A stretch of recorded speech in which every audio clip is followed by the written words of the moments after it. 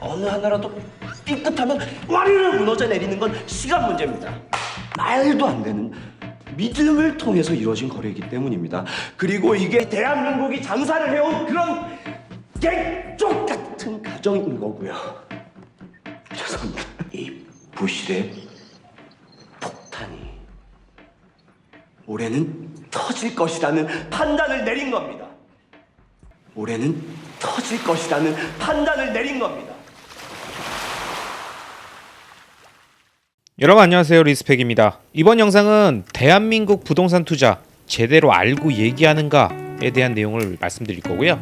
1편으로 미국 주택시장과 주식시장을 비교해보면서 현재가 버블 구간인지에 대한 의견들을 한번 정리해보았습니다. 여러분, 사람은 누구나 자신이 갖고 있는 신념이라는 게 있죠. 더 나은 세상을 만들고 싶다, 경제적 자유를 이루고 싶다, 자신의 이름을 남기겠다, 가난한 이들을 돕겠다, 부자가 되겠다 등등 다양한 신념들, 소신들이 있을 겁니다. 그런데 이런 신념이 특정 자산에 대한 관점으로 들어가면 그때부터는 상당히 헤어나올 수 없는 미로에 빠지게 됩니다. 이 자산을 자산적 측면으로만 바라봐야 되는데 이상한 신념이 들어가면 그 자산을 전혀 엉뚱한 자산 또는 그 자산에 대한 판단을 전혀 엉뚱한 결과로 이어지게 할 수 있다는 얘기입니다.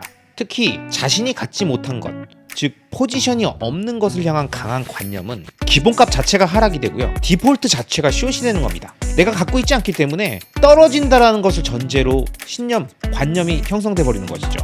그러면 합리적인 판단이 안 됩니다. 지금 대한민국에서 이게 가장 강한 자산은 바로 부동산입니다. 왜냐? 부동산은 매매든 임차든 어딘가는 살아야 되는 필수제죠. 그런데 인구의 절반은 집이 없습니다. 무주택자 비율이 50%가 되니까요. 그리고 몇 년간 절대적인 금액이 많이 올랐습니다. 그래서 사람들은 몇 년간 계속 집값이 폭락하기를 바라는 기우제를 계속 지내고 있었습니다. 왜냐? 나도 좀 사야 되니까 나도 좀 사자! 이 생각인 거죠. 그리고 이 생각과 함께 플러스 니들도 좀 당해봐라, 좀 아파봐라, 고생 좀 해봐라, 이런 복잡함이 섞여 있는 것이죠. 그래, 이해합니다. 사람이니까 누구나 기회비용이 있고 또 가슴 아프고, 그리고 나는 아예 살 기회조차 없었는데 끝없이 날아가는 것처럼 보여지는 그 시장에서 도저히 합리적으로 보여지지 않고 공평해 보이지 않고 뭔가 큰 문제가 있는 것 같고 그렇게 가격을 올린 특정 세력이 있는 것 같아 보이고, 이러한 생각들이 뭉쳐지면 여러 가지 생각들과 허탈감이 들 수 있습니다. 그 부분에 대해서 충분히 이해가 돼요. 분명 이런 생각을 하시는 분들 마음속에는 본인이 고민했었던 순간, 잡을 수 있었던 그 순간이 생생히 기억나실 겁니다. 하지만 그때 그 선택을 하시지 않았던 것 때문에 놓쳤고 결과적으로 이런 큰 차이가 벌어지게 된 것에 대한 아쉬움, 그리고 그것을 정당하게 되돌리고 싶은 생각, 이런 것들이 들 수 있다는 말씀입니다. 그런데 잘 생각해 봅시다. 집값이 떨어질까요? 아니 폭락할까요? 그것도 추세적으로? 이 부분에 대해서 저는 좀 말씀드리고 싶습니다. 모든 재화의 가격은 오르내리죠. 이건 진리입니다. 당연히 부동산, 즉 땅의 가격도 오르내립니다. 그리고 충분히 내려갈 수 있죠.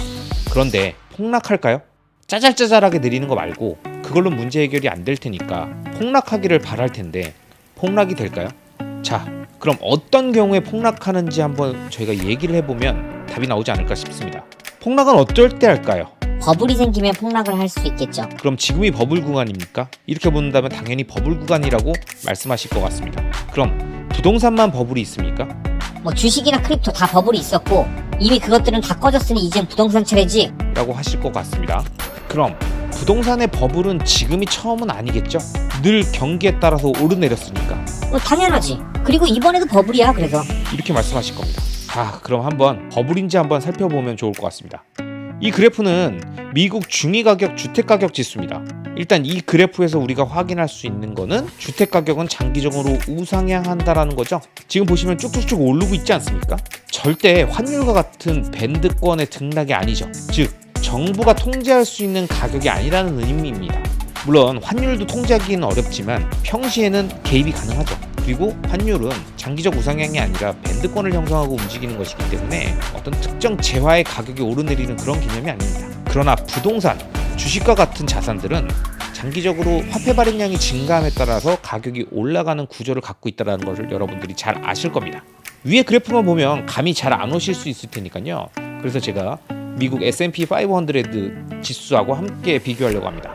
파란색 라인은 미국 중위 주택가격 지수 표고요. 주황색 가격은 S&P 500의 지수입니다. 이것을 둘 다 라인 그래프로 그렸고요. 이 그래프를 보시면 어떻습니까? 이 그래프에서 느낄 수 있는 거는 1963년부터 지금까지 미국 주택 가격은 24배 상승, 그리고 미국 주식 가격은 71배 상승했다는 겁니다. 그럼 상승폭이 큰 쪽이 당연히 변동성도 크겠죠? 당연한 거 아니겠습니까? 그래서 지금 미국 주식 투자자들이 죽겠다 하고 있는데 이 그래프를 보십시오. 이 그래프에서 보시면 죽겠다고 얘기하고 있는 이 상황에서도 이 라인 그래프는 고작 조금 꺾였습니다. 물론 이 그래프는 2024년 4월 기준입니다. 이게 분기 그래프이기 때문에 실질적 그래프는 여기서 좀 더 꺾여 있겠죠. 그럼 부동산이 크게 하락한 시기에 미국 주식은 어땠을까요? 그래서 제가 표를 하나 정리했습니다. 이 그래프에서 보면 총 2개의 하락 구간들이 나옵니다. 자, 그래프의 각도를 한번 보십시오. 주식의 변동성이 당연히 훨씬 크죠. 같은 기간 동안 주식이 훨씬 더 많이 꺾여 있지 않습니까? 이 그래프를 보시면 주택가격이 가장 많이 하락했던 2008년 금융위기에 미국 주택가격 지수는 2007년 1월부터 2009년 1월까지 약 20%가 빠졌고요. 미국 주식은 동일 기간 동안 조금 더 상승했다가 내려와서 하락이 시작됐던 2007년 10월부터 2009년 4월까지 약 48%가 빠졌습니다. 대략 주택가격의 2.5배 정도의 변동폭을 갖고 있는 것입니다. 또 2017년 1월에서 2019년 1월까지의 주택시장 하락기에 이 시기에는 약 7% 정도 하락했었는데요. 같은 기간에 주식은 또 역시 조금 더 오르다가 2018년 10월부터 2019년 1월까지 약 15% 정도가 떨어졌습니다. 즉 주택가격의 2배 정도의 변동폭으로 하락한 것입니다. 자, 그리고 현재 미국 주식은 약 19에서 20% 사이를 왔다 갔다 하고 있습니다. 그럼 합리적으로 주택가격이 하락한다라고 생각을 했을 때 어느 정도 내린다고 기대할 수 있을까요? 물론 이건 미국의 예입니다. 미국의 주식가격이 약 20% 정도 하락 수준으로 마무리가 된다. 즉 현재 수준에서 더 이상의 큰 폭의 하락은 없이 오르내리는 모습들이 진행되다 결국 마무리가 된다라고 생각한다면 미국의 주택가격의 하락폭은 약 8에서 10% 정도의 수준이지 않을까요? 왜냐면 위의 통계에서 하락 구간은 주식의 변동폭이 부동산의 약 2배에서 2.5배로 움직였기 때문입니다. 그런데 이게 폭락입니까? 여러분, 이걸 폭락이라고 얘기할 수 있겠습니까? 에이, 그건 미국 얘기지. 한국은 폭락한다니까. 이렇게 말씀하시는 분들이 계실 거예요. 자, 이 그래프는 KB 주택가격 지수입니다. 보시면 블랙 라인으로 되어 있는 게 전국이고요. 빨간색이 서울, 그다음 파란색이 6개 광역시 매매가격 지수인데요. 이 그래프를 보면 어떤 생각이 드십니까? 한국은 1986년부터 지금까지 36년간 전국 부동산 기준으로 약 4.7배가 상승했습니다. 여러분, 이게 많이 오른 것 같습니까? 굉장히 많이 오른 거 아니야? 이렇게 생각하시는 분 계실 텐데요. 같은 기간 미국의 부동산은 4배 정도가 올랐으니까 미국보다는 많이 올랐어요. 그럼 버블입니까? 1986년부터 시작됐던 고도성장기, 대한민국의 이 고도성장기의 부동산 개발과 GDP가 폭발적으로 성장했었던 경제성장을 감안했을 때 이게 버블로 보이냐는 얘기입니다. 물론 이 시기에도 미국보다는 앞서 말씀드렸던 것처럼 많이 올랐어요. 미국은 4배 올랐고 우리는 4.7배 올랐으니까요. 그런데 과연 빠르게 성장했던 우리 대한민국의 성장률에 비교했을 때 이 주택가격 지수의 0.7배 더 오른 게 버블이냐는 이야기입니다. 저는 그렇게 생각되지 않기 때문에 여러분께 말씀드리는 거고요. 자, 여러분, 그럼 제가 지금까지 설명드렸던 내용들을 바탕으로 쭉 정리하는 내용으로 사고 과정을 쭉 훑고 가보겠습니다. 잘 따라오십시오. 먼저 부동산은 주식보다 덜 오른다. 오케이? 그래서 변동성도 더 적다. 오케이? 그래서 하락장에서도 주식보다 덜 떨어진다. 오케이? 큰 하락장에서 대략 주식의 변동성이 2에서 2.5배 더 크다. 미국 기준으로. 오케이? 그래서 부동산은 하락장에서 평균 8에서 20% 정도 빠졌고 금융위기 때도 20% 정도만 빠졌다. 지수 기준으로. 오케이?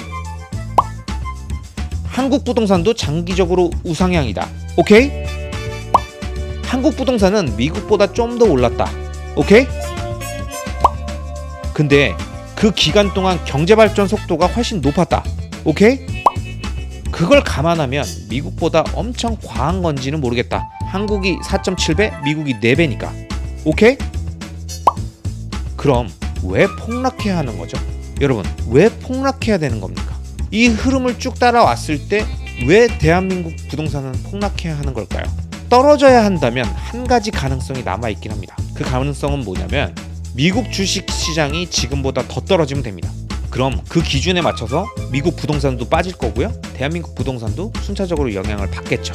근데 그게 아니라면 현재 주식 하락폭이 마이너스 20%의 기준에서 계속 머문다면 미국의 부동산 시장은 하락을 한다 하더라도 8에서 10% 하락이 합리적이겠죠. 그 이상을 바라는 것은 합리적이진 않습니다. 만약 그 이상의 하락을 바란다면 사실 그것은 합리적인 수준에서의 하락이 아니라 자신의 관념, 자신의 신념, 경제적으로 바라보는 것이 아닌 다른 무언가가 개입돼서 그 이상의 하락폭을 바라고 있는 것일지 모릅니다. 물론 제가 여기서 말씀드렸던 지수는 지수죠. 미국의 주식시장이 20% 하락했다고 정말 모든 주식이 20% 하락한 게 아니지 않습니까? 대형주도 40에서 70% 떨어져 있는 폭락 종목들도 있는 거고요. 그것보다 더 떨어져 있는 잡주들은 말할 바가 뭐가 있겠습니까? 그렇기 때문에 부동산 시장이 8에서 10% 하락한다고 하더라도 이거는 평균적인 지수 기준이기 때문에 더 큰 폭으로 하락하는 지역과 아파트와 상품들이 존재하겠죠. 하지만 전체적인 부동산 시장의 흐름을 파악할 수 있는 지수를 기준으로 보는 것에서 8에서 10% 정도의 하락이라면 이걸 폭락이라고 말하는 것이 맞겠냐는 겁니다. 그리고 명확하게 설명드릴 수 있는 건 부동산은 주식보다 변동성이 적다는 것입니다. 주식과 똑같은 분위기로 떨어진다라고 생각하시면 안 됩니다. 왜냐하면 오를 때도 그만큼 오르지 않았기 때문입니다. 이것에 대해서 충분히 이해하셨을 거라고 생각합니다. 그렇기 때문에 지금부터는 정말 찬찬히 생각해 봐야 됩니다. 부동산은 폭락할 것인가, 폭락하지 않을 것인가, 폭락할 것인가, 조정받을 것인가. 이제 선택은 당신의 몫입니다. 그런데 이렇게 부동산이 주식보다 덜 빠지고 덜 오르는 자산인 건 알겠는데 왜 많은 사람들, 특히 대한민국에 있는 투자자들은 이 부동산에 관심을 갖고 있는 걸까요? 그들은 무엇 때문에 부동산에 관심을 가질까요? 주식보다 수익률도 낮고 쉽게 팔 수도 없고 보유하면 세금도 내야 되는데 근데 왜 부동산에 투자할까요? 이 질문에 대한 답, 대한민국의 투자자들이 부동산을 좋아하는 진짜 이유에 대해서 다음 영상을 통해 말씀드리겠습니다.